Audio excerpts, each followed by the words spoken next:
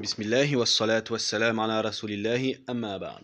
Nous continuons insha'Allah ta'ala notre lecture dans la purification des cœurs et nous étions arrivés au désir de l'âme.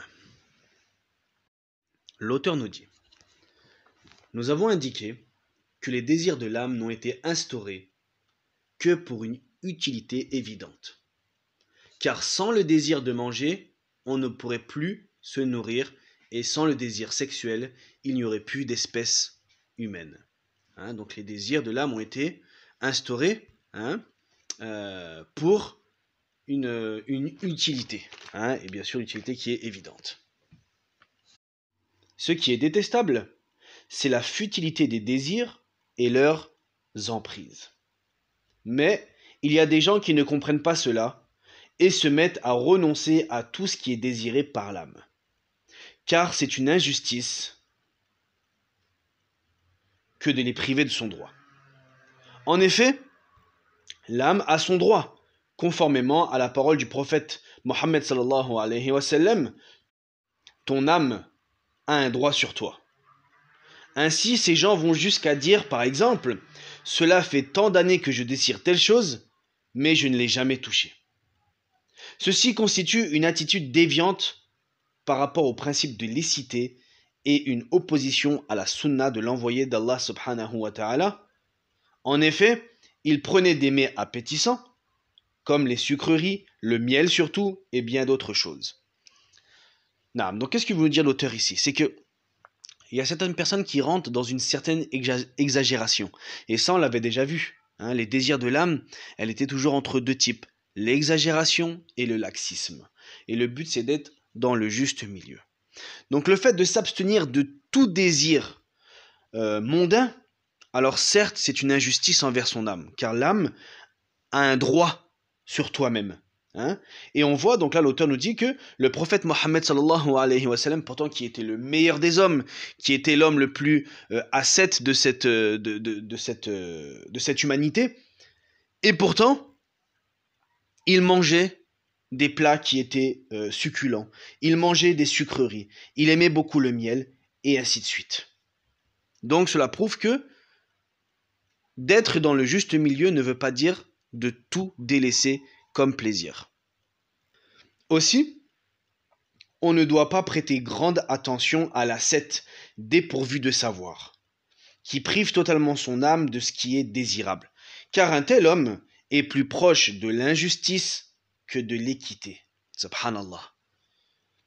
C'est dire qu'on ne renonce à ce qui est désiré que lorsqu'il y a difficulté pour y accéder, comme par exemple lorsqu'on n'obtient que des procédés répréhensibles, ou qu'on craint que sa consommation provoque le relâchement de la détermination. Ce qui amène l'âme à le priser en permanence ou à s'en accoutumer, ou qu'on y appréhende un surplus de satiété qui engourdit le fidèle et l'empêche d'observer ses actes de dévotion. Voilà pourquoi on se prive de certains désirs. Quand on sait qu'il y aura un mal derrière, comme le fait de trop manger et d'avoir du mal à prier derrière, ou comme trop dormir, et ainsi de suite. Quant à prendre ce qui est désirable à certains moments pour renforcer l'âme, ceci est comparable à la médecine pour le malade. On le loue et on ne le réfute pas, car il est bon d'être doux avec l'âme pour qu'elle ait la force de poursuivre le cheminement. Voilà pourquoi il n'est pas bon de s'abstenir de tous les désirs. Parce que le fait d'être doux avec l'âme, pour qu'elle ait la force de poursuivre le cheminement. Donc, comme on a dit, dans le juste milieu, ni laxiste, ni extrémiste. Ensuite, l'auteur nous vient avec un nouveau sous-chapitre, les règles du bon caractère. Il arrive à l'aspirant de lutter contre son âme charnelle jusqu'à ce qu'elle renonce aux dépravations et aux péchés. Puis, il croit qu'il a amélioré son caractère et qu'il peut se passer du combat spirituel, alors qu'il n'en est rien. Car le bon caractère résume l'ensemble des qualités des croyants qu'Allah subhanahu wa ta'ala décrit en ces termes. Seuls sont vrais croyants ceux dont les cœurs frémissent à la mention d'Allah, ceux dont la foi augmente lorsqu'on récite ces versets et ils se confient en leur Seigneur, ceux qui s'acquittent de la prière, ceux qui donnent en aumône une partie des biens que nous l'avons accordé, voilà ceux qui, en toute vérité, sont les croyants. Ainsi que le verset, ceux qui se repentent à Allah, ceux qui l'adorent, ceux qui le louent, ceux qui se livrent à des exercices de piété, ceux qui s'inclinent, ceux qui se prosternent, ceux qui ordonnent ce qui est convenable, ceux qui interdisent ce qui est blâmable, ceux qui observent les lois d'Allah, annoncent la bonne nouvelle aux croyants. Mais encore, le verset, heureux les croyants qui sont humbles dans leur prière, qui évitent les propos vains, qui font l'aumône, qui se contentent de leur rapport avec leurs épouses et leurs captives. On ne peut donc les blâmer. Tandis que ceux qui convoitent d'autres femmes, que celles-là sont transgresseurs, qui respectent le dépôt, confiés ainsi que les engagements et qui s'acquittent de leurs prières, ceux-là sont les héritiers. Voilà les bons caractères. Donc là, l'auteur nous donne les versets d'Allah subhanahu wa ta'ala comme preuve du bon caractère. Le bon caractère, ce n'est pas simplement renoncer aux dépravations et aux péchés. Mais non, il y a plus que ça. C'est aussi de s'acquitter de certaines choses qu'Allah subhanahu wa ta'ala nous a ordonnées. Donc, celui qui a des difficultés à reconnaître son état doit soumettre son cas à ces versets. Où en es-tu par rapport à ces versets-là? Car la présence de toutes ces qualités est un signe du bon caractère, et leur absence est un signe du mauvais caractère. Subhanallah. À nous, après cet audio, de relire ces versets, d'écrire toutes les qualités qu'Allah subhanahu wa ta'ala a mentionnées et de faire un bilan de notre propre situation. Si on a la présence de toutes ces qualités, alors c'est un signe de bon caractère. Mais en absence de ces qualités, c'est un signe de mauvais caractère. De même, la présence de quelques-unes au détriment du bien d'autres est une indication de la présence de quelques caractères à l'exclusion de bien d'autres. Donc le fidèle doit s'employer à préserver ce qu'il trouve déjà présent et à acquérir ce qui lui manque. Donc une fois que tu as fait la liste de toutes ces qualités-là et que tu regardes ce que toi tu as, alors continue de préserver ce que tu as déjà et travaille sur ceux qu'il te manque. Et on demande à Allah subhanahu wa ta'ala d'être sincère dans nos actes, dans notre recherche du bon caractère et qu'on fasse partie de ceux qu'Allah subhanahu wa ta'ala a mentionnés dans ces versets. Du reste, le messager d'Allah sallallahu alayhi wa sallam a réservé plusieurs qualités aux croyants par lesquelles il faisait allusion au bon caractère. En effet, il est rapporté dans les deux recueils authentiques, d'après le hadith transmis par Anas radiyallahu an, que le prophète Mohammed sallallahu alayhi wa sallam a dit: par celui qui détient le sort de mon âme, le serviteur ne croit pas tant qu'il n'aime pas pour son frère ce qu'il aimerait pour lui-même. Subhanallah. On en est où, nous, à cette époque de ce hadith-là? Le croyant, le serviteur ne croit pas, n'est pas véritable croyant, tant qu'il n'aime pas pour son frère ce qu'il aimerait pour lui-même. Subhanallah. Aujourd'hui, malheureusement, la jalousie s'est répandue, la haine, la méchanceté s'est répandue. Revenons à ce hadith, subhanallah, et mettons-le en pratique. Il est rapporté également dans ces deux recueils, d'après le hadith transmis par Abu Huraira, radiyallahu an, que le prophète Mohammed sallallahu alayhi wa sallam a dit: celui qui croit en Allah et au jour dernier se doit d'honorer son hôte Et celui qui croit en Allah et au jour dernier, ne doit pas nuire à son voisin. Celui qui croit en Allah et au jour dernier, qu'il dise du bien ou alors qu'il se taise. Encore une fois, c'est pareil. On en est où de ce hadith? Honorer nos hôtes. Ne pas nuire à nos voisins. Et surtout, de dire du bien et s'abstenir de dire des choses mauvaises. La personne qui n'a aucun bien à dire, qu'il se taise. Qu'Allah fasse qu'on fasse partie de ces gens-là. Il est dit dans un autre hadith, de tous les croyants, celui qui a une foi parfaite est celui-là même qui a le meilleur caractère. Subhanallah. De tous les croyants, celui qui a une foi parfaite est celui-là même qui a le meilleur caractère. Aujourd'hui, on voit beaucoup de gens travailler énormément l'extérieur.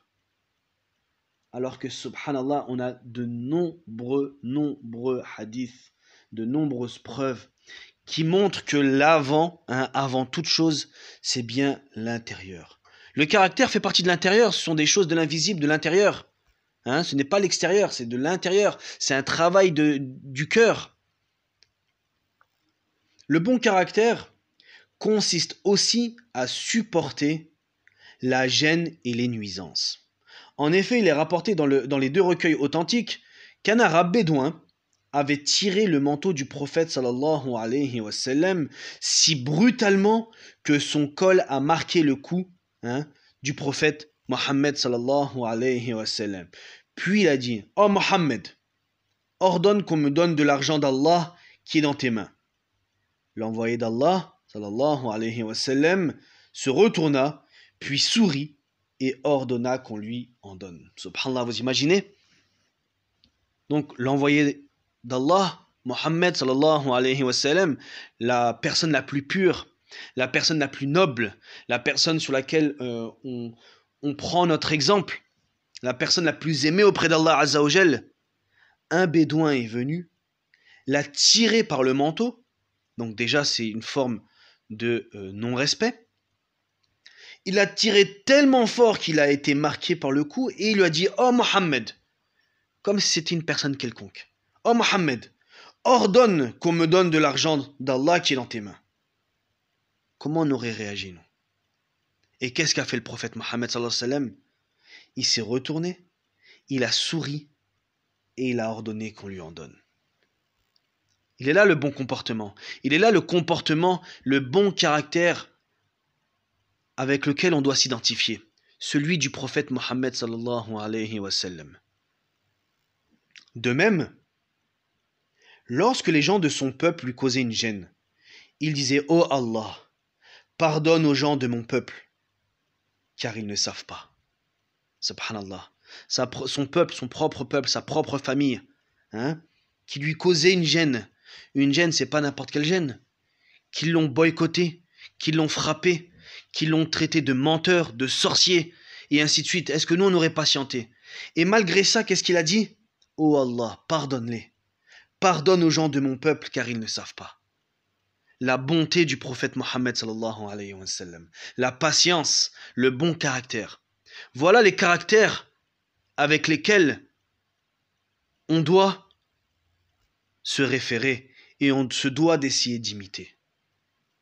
Au jour d'aujourd'hui, non. On nous a montré qu'il faut avoir de la haine, il ne faut pas se laisser marcher sur les pieds, il faut être agressif et ainsi de suite. C'est pas comme ça que le prophète Mohammed sallallahu alayhi wa sallam, il était à certains moments dur, car il le fallait. Mais la plupart du temps, il était bon, patient, souriant. Où est-ce qu'on en est, nous, par rapport à ça? Subhanallah.